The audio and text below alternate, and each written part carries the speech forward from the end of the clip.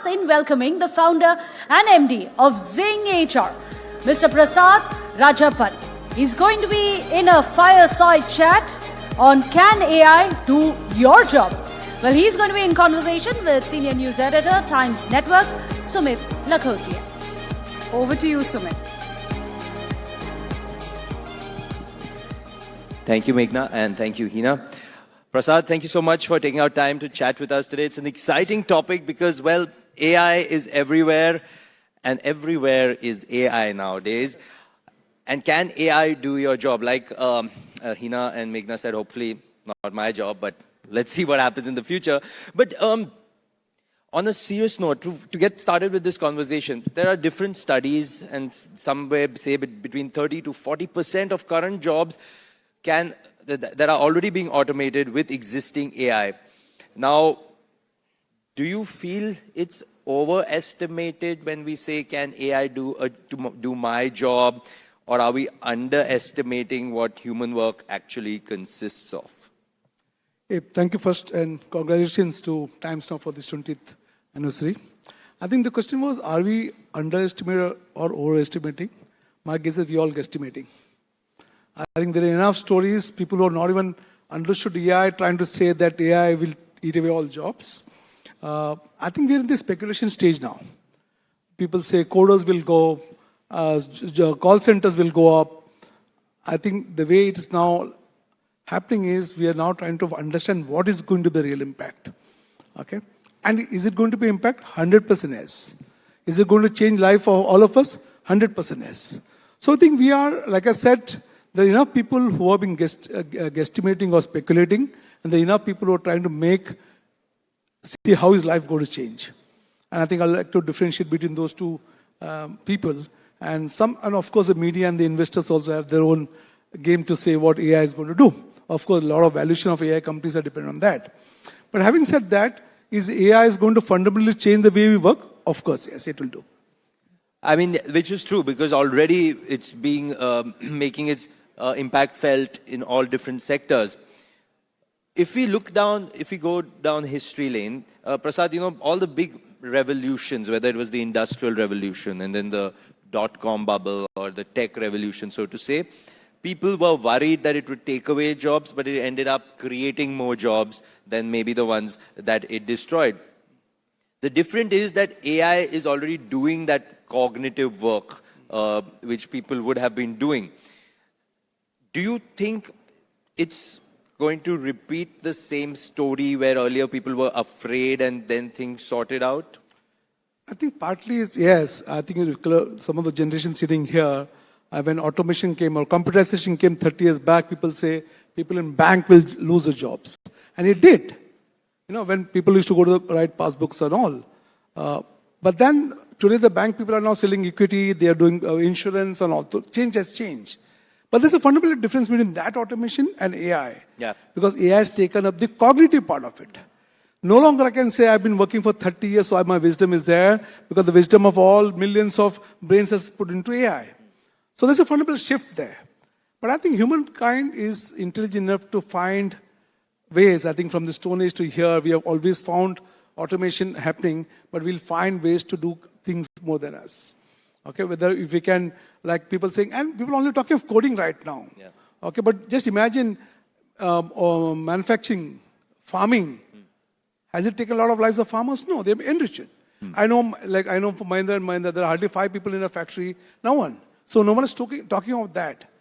AI, of course, intellectual jobs will change, but I think I'm sure humankind will find solutions for that.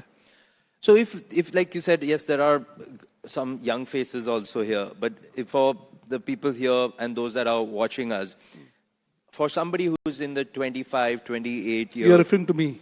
Exactly. Okay. I thought you were in your early 20s, but okay. So somebody who's in the 25 or 28-year-olds, would AI be augmenting their career, replacing it? How would you be talking to these guys? I think to my mind, this is the best time for youngsters who are coming into the company. They are working. You know why? Because they no longer are going to be stereotyped that I've done science, or I've done commerce, or I've done IT, or I've done civil engineering. They now have the option of changing or mixing couple of domains. Okay? Right. I think I've seen somebody working on science and now able to do something in arts together. So AI is now helping to transgress between various functions. We always used to say we used to have left brain and right brain. AI has diminished that balance whether you're a left brain guy or a right brain guy. You can now, the brain of the AI and use it to yourself. To my mind, youngsters today, I'll tell you what, many of the people are thinking nothing is going to happen to me, or many of the people are scared. I would suggest all the youngsters, look at this as an opportunity, rediscover professions, rediscover and redefine professions for yourself. And in that, if you can there do, I think it's a wonderful prestige to have. So that's fantastic, because would that mean that at one point of time in history, it was if you were a specialist, you got maybe more money, or you got extra credit, you were looked up to more. But is this now about being a generalist who had enough knowledge in 3-4 sectors, as opposed to a generalist who's a master in one sector? I think good question, because a lot of people are asking, I'm going to be a generalist. I know. I think the type of thing will change. For example, today, prompt engineering. People are saying the one who runs AI, how to handle AI, is a profession by itself. Now, today, I think the most common example, maybe 5 months back, was ChatGPT. Everyone used to put data in ChatGPT. To the extent, any mail comes to me, I used to be doubting whether the person has written or ChatGPT has written. I'll give you an example. I was once sick, and I got a lovely mail from one of my customers with some wonderful, how good person you are and all. And next day he met me, and there was no reflection of the earlier communication. I was very sure that he must have asked ChatGPT to do those things. So the danger there is now you're going to lose, but I think this will go away. This will go away. This will be there for some time where people understand the reality of doing that. So question is, profession it's going to be laser focused now. I think we will, like in the armed forces, there's something called fog of war. We don't know, there's a fog and there's a war, we don't know what to do. Yeah. I think there's a fog of AI now. It's time that we'll find answers. For that, we'll have to wade through that fog. We can wait for the fog to pass away, it will not. Because the fog is going to continue. The only option you have is to wade through the fog, find your own path and create more path. No longer you are waiting for some seniors to draw the path for you. You can make your own path. That's the advantage. Fantastic. Prasad, like we said earlier, AI is kind of permeated into every aspect of almost every job. It is being used in HR as well, which is where I want to bring you in. Because in boardrooms, the discussion has moved from just plain simple cost cutting. People realize that, okay, cost cutting is one thing, but more important is value creation. With the launch of growth, you've talked about turning HCM into a profit driver. So can you elaborate a little bit on that? Can you tell me how AI is helping drive the insights that people get, and just helping move the EBITDA needle, as well as providing the much needed value? HR have been, there are two sets of organization. One is HR is very mature, and they are almost like walking in hand in hand with the CEO or the CFO. And there's other set of organizations where people will, HR means payroll and compliance and those part of the quantitative part of HR. Today what is happening is, if you see the most progressive HR heads are people who understand business. Even not just because of AI, even otherwise. We are writing a book on CHROs who have become CEOs. There are more than 50 CHROs who become CEOs. Okay, and that trait is people used to have. Now what is AI helping is now to say, and I'm telling you, I'm not saying I'm predicting, but I'm saying next couple of quarters, you'll see the boundary between functions diminishing. A CHRO, CFO, CTO, auditor, I think the boundaries will blur. So what we have done, for example, we have launched something called the Strategic Command Center. And we call growth with H in the thing. We are saying each function who understands business, today there are tools who can make it happen. So in the Strategic Command Center, what we have done, we have taken the HR data, finance data, Salesforce data, operations data, and treasury data, and now AI is now able to give insights what is right and what is not wrong. Not only that, AI is also giving benchmarks. Okay, so for example, I run it for our company and say this is a benchmark of cost of acquisition for customers, or what is the age between or your attritions? Can it predict attritions? What is the benchmark in the industry?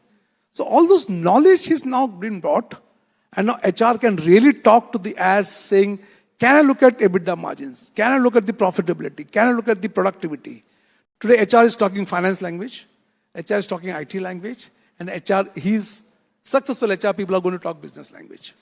So for us, I think like people say it's a chief people officer, we say it's a chief purpose officer. Lovely. Chief purpose officer who can really understand the purpose of the organization and make it happen. Well, that's lovely. So HR is moving away from just being a master, or rather it's becoming a master in a multiple areas, being able to, I would say, being able to translate the needs of finance. Can I just add something here? See, HR or any function, whether finance, HR, always been complaining that I don't get time for strategy. I'm so tied up in transactions, be it appraisals, be it compliance, be it payroll. This is a golden time. Those things are just gone off. For example, we launched something called zero-touch payroll and attendance. We eliminated payroll processing. You don't have to process payroll. It gives you a daily payroll and almost gives you a daily. Indian system is to be Partha system. We have launched something like that. We have done real-time appraisals. We have done recruitment, almost 70% work gone. So this is a golden era for HR now to say, because if you are really sincere saying that I can't do strategy because I was busy with tactical things, he has a golden period. You remove the transaction part. Now focus on organizational growth. Focus on culture. Focus on succession planning. Focus on how I can improve the market share in each area. Right. So, Prasad, with Zing HR, of course, you're seeing a wide cross-section of Indian companies from across industries. How many of those are using AI in a proper sense, and how many of them do you think are just in the foremost space? You make me answer something which will create a lot of heartburns there. But to my extent, there are 100% people are aware of AI. Let me tell you, 100% of the people are aware. Yeah. 80% of the people are still in the discovery stage. I think 40% of the people are really nearing to how to achieve AI for the growth. But I won't say more than 10% have really achieved what AI can do. See, people are talking in isolation. And what is the risk we are having? We are using AI for activities which were never anywhere required. Okay? So my suggestion is look at the operations, remove those activities which were anyway not required, then put AI. Okay? Like I was saying, can I manage a support center? I said, if you are making a product which doesn't require support, focus on that. Rather than saying, I'm going to give support. It's almost saying, I'm going to buy a brand new Mercedes, but I'm also going to give a mechanic along with that. So I think if we can all focus on value creation and then use AI, I think we can have a huge competitive advantage. I just want to play a bit of a devil's advocate, and I want to take a little step back to our earlier conversation more on AI. Like we know, AI is replacing some of the entry-level jobs.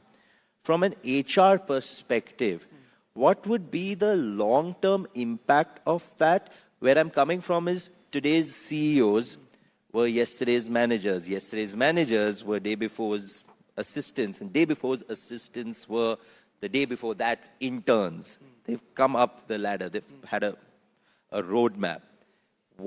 How that roadmap is changing. How do you see the impact of this in the way ahead? Let us go back, step back. During when we were small and school going, our information was very less. Today's kids know everything, the internet, they know more than us. So same thing, the growth of evolution of a person from a management trainee to a junior manager to manager, I think is going to skip some generations. Okay? And even the people at the senior management, if they're going to say that I've been here for 25 years and respect me, I think that's not going to happen. So I see a lot of age not being or domain not being a criteria for your growth. How you use, and let us not say AI is not the purpose, it's just a means. Okay, right. So I think there's a huge potential. You are seeing there are a lot of startups, 5-people company. They're creating agents. They're creating agents for work as a CFO, CEO, and CTO, and CMO run. Is it going to last? I think, like I said, the fog will move on. I think in the next 5-6 months, we'll be able to find out what will happen. So these generational gap will reduce, definitely reduce. And you'll find a lot of people coming up there. So like I was telling, like I used to say, I have spent 30 years, so I know more. But when I put into a Claude or I think they know more than me. I can't fight that. I can't fight that. I can use it, wow, good. I don't want to work for 30 years to have those wisdom. Right. Let me use it now and move. So youngsters can use that very, very well. Yeah? Fantastic. Well, thank you so much, Prasad, for all the time, for all the conversation, and for sharing these valuable insights into this important topic. I feel, well, it's too early. AI is not going to take our jobs, but yes, we need to be aware and use it better. One more thing I've seen for people keep on giving the discourse that AI is going to take jobs, but not my job, somebody else's job. That's the problem. Everyone believes it's not going to impact me, but it will impact others. That's a foolish paradigm we are all having. Yeah. We have to look at how our job is going to change. Okay? Even during computerization, people who fought that are redundant. Yeah. People who have used have grown. Absolutely. So I think we will have to look at how do I look at my job. I'll, even for a finance, like as a CEO, I run now queries and get my financial data. Okay? I get my marketing data there.